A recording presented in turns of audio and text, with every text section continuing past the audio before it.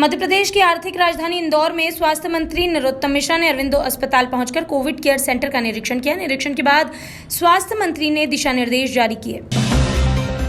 पूर्व मंत्री व नरेला विधायक विश्वास सारंग ने सुभाष नगर आरओबी का निरीक्षण कर कार्य प्रगति की जानकारी ली। साथ ही बताया कि अगस्त तक मुख्यमंत्री जी आरओबी का लोकार्पण करेंगे। को लेकर जो बड़ी समस्या थी वो निदान हो जाएगी और ये जो आर्च टाइप की जो इसकी डिज़ाइनिंग है, ये देश में बहुत कम ऐसे फ्लाईओवर्स हैं जिसमें इस तरह की डिज़ाइनिंग है। विलायत में हम पश्चिम के देशों में हमें देखने को मिलती है और इसका जो कर्वेचर है उसमें वो कितने डिग्री है, 45 डिग्री पर बना है। आमतौर पर वो 90 डिग्री रहता है। तो इसकी सबसे बड़ी जो खासियत है वो 45 डिग्री पर है। तो इसमें जो ट्रैफिक का मूवमेंट है वो बहुत इजी होगा, लोगों को बहुत दिक्कत नहीं होगी। आमतौर पे आरओबी में यदि 90 डिग्री का टर्न रहता है तो उसमें यातायात को बहुत असुविधा होती है। ये 45 डिग्री पर बना है। हमारे स्टेट ब्रिज के अधिकारी और रेलवे के अधिकारियों को खासकर मैं बहुत बधाई दूंगा कि उन्होंने इस तरह की डिज़ाइनिंग की जिससे ये 45 डिग्री पर मूवमेंट हो सकेगा। ये यातायात को बहुत सुविधा देगा। मध्य प्रदेश में भाजपा कार्यालय भोपाल में बीजेपी 25 जून को काला दिवस मनाया। बीजेपी ने बताया कि 25 जून को आपातकाल लगा था, इसलिए बीजेपी कार्यालय में पोस्टर लगाकर आपातकाल के रूप को मनाया गया है। मध्य प्रदेश में राजनीतिक उठापटक के बीच राजनेताओं की बेतुकी, शर्मनाक और अभद्र बयानबाजी जारी है। राजनेता अपने पद की मर्यादा और गरिमा को नजरअंदाज कर वार पलटवार कर रहे हैं और मर्यादा की सारी हदें पार कर चुके हैं। इस राजनीति में वार पलटवार में एक दूसरे को सांप और सपोले तक बताया जा रहा है। आज मध्य प्रदेश की राजनीति में कांग्रेस ने नए नौटंकी की शुरुआत की है। दिग्विजय सिंह कांग्रेस के वो नेता हैं जो 10 जनपद की बीन पर अपने फन को फुसकारते हैं। मध्य प्रदेश कांग्रेस की राजनीति को नेस्त नाबूद करने वाले दिग्विजय सिंह मध्य प्रदेश की जनता के सामने घड़ियालू आंसू बहाने का ड्रामा कर रहे हैं। पेट्रोल और डीजल के 5 रुपये भाव कम करने का वादा करके मध्य प्रदेश में कांग्रेस ने कमलनाथ सरकार की वापसी की थी। क्या दिग्विजय सिंह अपने मुंह से ये बताने की कोशिश करेंगे कि क्या आपने मध्य प्रदेश में वैट बढ़ाकर पेट्रोल और डीजल पर रेट भाव नहीं बढ़ाए? क्या दिग्विजय सिंह जी ये बताएंगे कि क्या हर किसान का कर्जा माफ़ कर दिया आपने 2 लाख तक?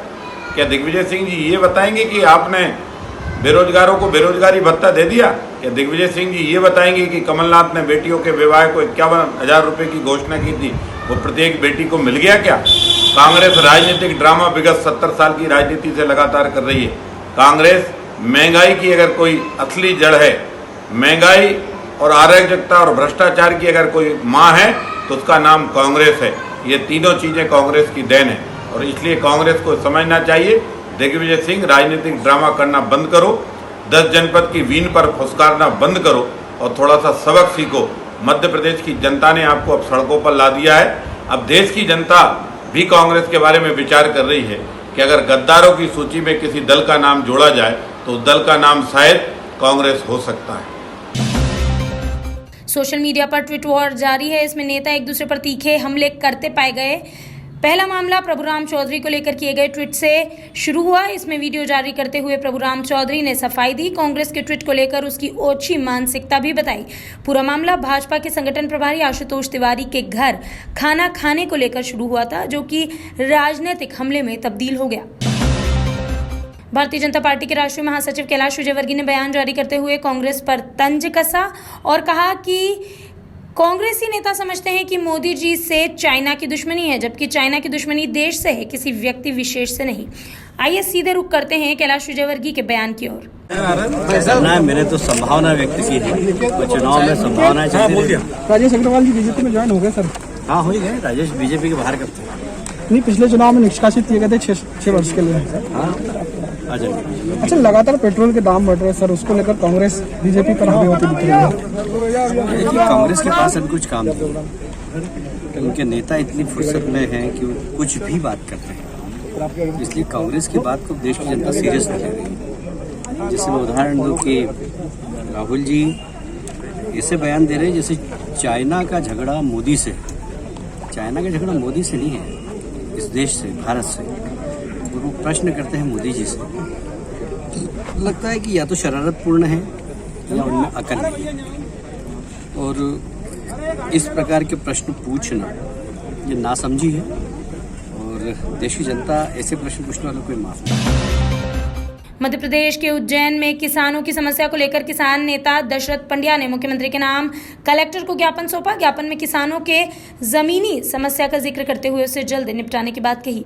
गेहूं उत्पादन केंद्रों पर जो गेहूं तुला उनका बिल भी नहीं बन पाए और बहुत से किसानों का पेमेंट रुका हुआ है और जिन किसानों का गेहूं पंजीयन बनने के बाद भी तुल नहीं पाया था, ऐसे किसानों का 200 से 400 रुपये प्रोत्साहन राशि उनके खातों में डायरेक्ट डाली जाए, ऐसा भारतीय किसान संघ ने मांग रखी है।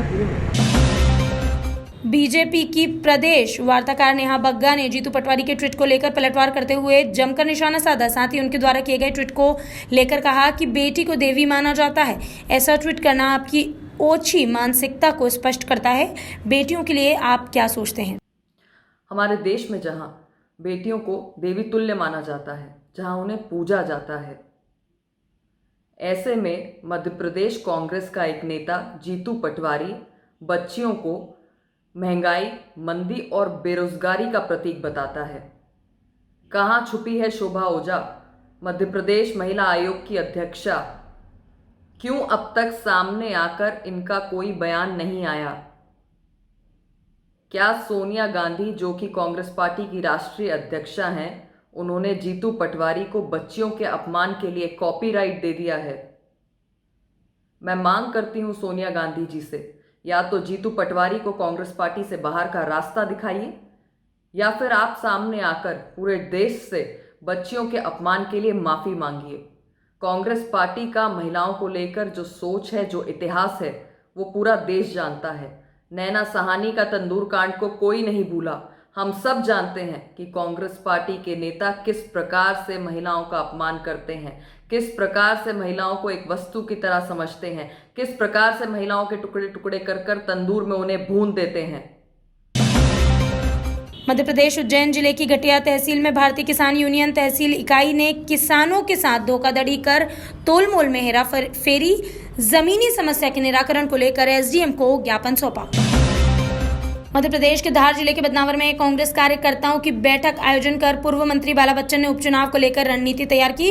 कार्यकर्ताओं को संबोधित किया। गृह मंत्री बाला बच्चन ने शिवराज सरकार को आड़े हाथों लिया और कहा कि शिवराज सरकार में भारी भ्रष्टाचार हुआ है और किसानों का शोषण हो रहा है।